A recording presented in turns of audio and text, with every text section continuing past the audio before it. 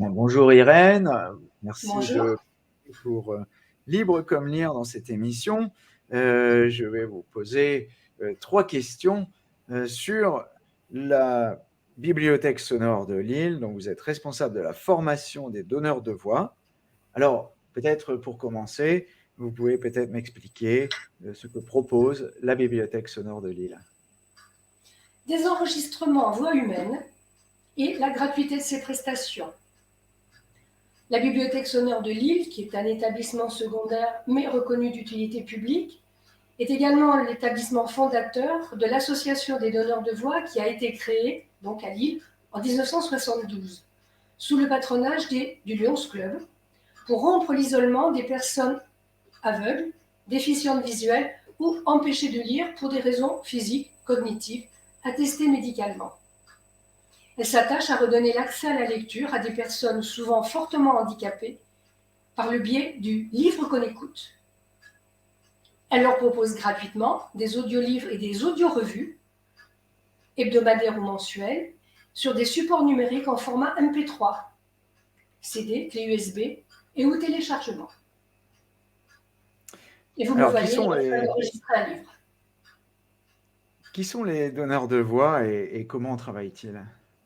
Alors, les donneurs de voix, c'est d'abord tous des bénévoles, y compris nos autres bénévoles donneurs de temps qui font tourner l'association. Donc, tous des bénévoles et membres, bien sûr, de l'association. Ils enregistrent à leur domicile, en voix humaine, les ouvrages qu'ils choisissent, puisque le principe part du fondement que c'est le donneur qui a envie de partager un livre avec un audiolecteur, sur un logiciel d'accès gratuit, Audacity, après avoir reçu bien sûr une formation tant sur le plan technique que sur l'application de la charte qualité nationale. À noter que nous sommes, selon le ministère de la Culture, l'association la plus importante sur le plan national à pratiquer ce genre d'enregistrement. Les enregistrements font l'objet de vérification par des contrôleurs qualité de l'association en vue de leur transfert ensuite sur le serveur national.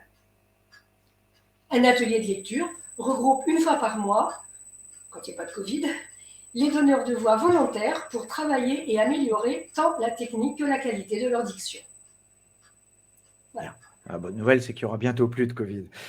Alors, quels sont les bénéficiaires de l'offre de la bibliothèque sonore? Alors, comme je l'ai dit en introduction, c'est toute personne empêchée de lire, médicalement attestée, quel que soit le handicap qui empêche la lecture, physique ou cognitif. La bibliothèque sonore illumine le quotidien d'un millier d'audiolecteurs, exactement cette année 1069, dont 366 adultes et 703 jeunes de moins de 18 ans.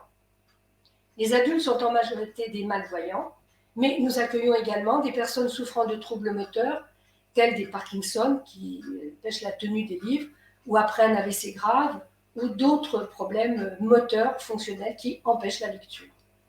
Chez les jeunes, bien sûr, on a les malvoyants, mais nous venons en aide en particulier aux enfants souffrant de différents dys, les dys, dyslexie, dyspraxie, etc. Et nous avons beaucoup de conventions avec des collèges qui accueillent ces jeunes en difficulté de lecture. Et pour conclure, moi j'aimerais ajouter et souligner que notre association a une triple vocation, humaniste, sociale et solidaire. Merci Irène et bonne chance à la bibliothèque sonore de Lille. Merci.